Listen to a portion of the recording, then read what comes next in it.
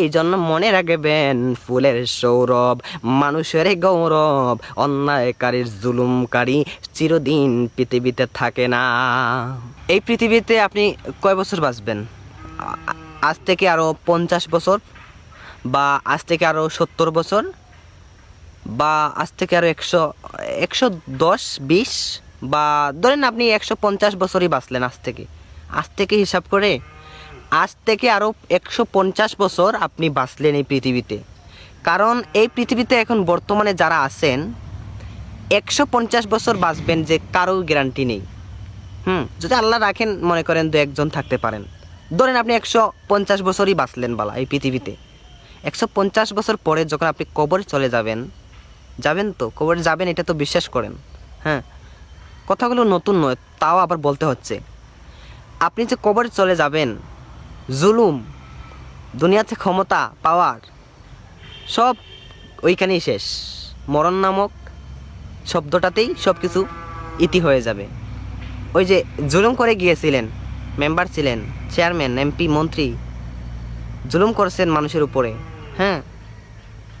কিছু কিছু মানুষ আছে ক্ষমতা থাকে, কিন্তু ক্ষমতা দিয়ে মানুষের উপরে অন্যায় জুলুম করে।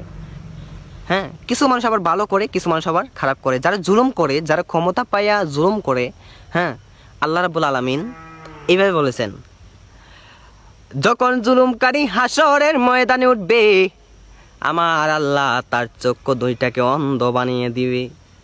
জুলুমকারী বলবে, আল্লাহ গো, ও আমার আল্লাহ, দুনিয়াতে থাকতে 2 চোখে কত কিছু দেখলাম, এই চোখ দিয়ে যা চাইলাম তাই দেখলাম, আজকে কিছুই দেখতে পারি না গো আল্লাহ। সূর্যটা এমন ভাবে মাথার উপরে চলে আসবে, বাতের মারের মতো মগজগুলো টকবক করে উতরাইতে থাকবে, নিজের চোখের পানিতে নিজে সাঁতার কাটবে, মগজগুলো কোলে কোলে এইভাবে পড়ে যাবে। একটু পানি চাইবেন, আমার আল্লাহ বলবে, ও ফেরেশতারারি, ওই নাফরমানকে, ওই যে মাথা থেকে মগজগুলো ছিটকে ছিটকে টকবক করে পড়ে যাবে, ওই মগজগুলো, পচা পানিগুলো, রক্তগুলো তাকে আবার খাওয়াও। আপনি এমন তৃষ্ণার্ত হয়ে যাবেন, আপনি ওইগুলোকে মধু মনে করে যেই মাত্র গিলে ফেলবেন, গলার ভিতরে গিয়ে ওইটা আটকে যাবে। এমন ভাবে আপনি খাবার চাইবেন, খাবার দেওয়া হবে। কি খাবার? জাকুম নামের একটা ফল আপনাকে দেওয়া হবে। ওই ফলটা যেই মাত্র গিলবেন, গলার ভিতরে এমন ভাবে গিয়ে আটকে যাবে গসাগুলো।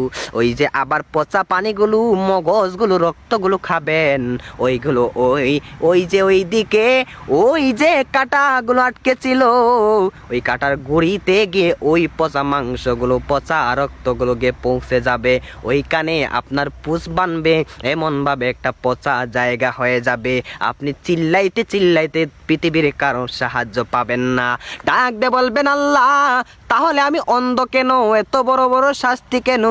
আমার আল্লাহ রাব্বুল আলামিন ডাক দে বলবেন, দুনিয়াতে ক্ষমতা পাইয়া, দুনিয়ার মাঝে ক্ষমতা পাইয়া বান্দার উপরে তুমি যে নাফরমানে জুলুম করেছো, এই জন্য আজকে তোমাকে সাধারণ একটা শাস্তি, তুমি চোখে দেখবা না, হাসরের ময়দানে সব কিছু অন্ধকার লাগবে, নাফরমানকে এইভাবে পচা মগজগুলো, গলা গলা নষ্ট পানিগুলো ওই দিক দিয়ে খাওয়ানো হবে। এমন ভাবে চিল্লাইতে থাকবে, দুনিয়ার কোনো মানুষ তাকে আর বাঁচাইতে পারবে না, কেউ আর সাহায্য করবে না। একটা কথা মনে রাখবেন, ফুলের সৌরভ, মানুষের গৌরব চিরদিন থাকে না রে বাবা। দিন শেষে সূর্যটাও ডুবে যায়, দিন শেষে ওই সূর্যটাও আপন করে চলে যায়, ফুলগুলো জ্বরে পড়ে যায়, নামি দামি মানুষগুলো অন্ধকারে কবরে শুয়ে যায়। এই জন্য মনে রাখবেন, ফুলের সৌরভ, মানুষের গৌরব, অন্যায়কারীর জুলুমকারী চিরদিন পৃথিবীতে থাকে না।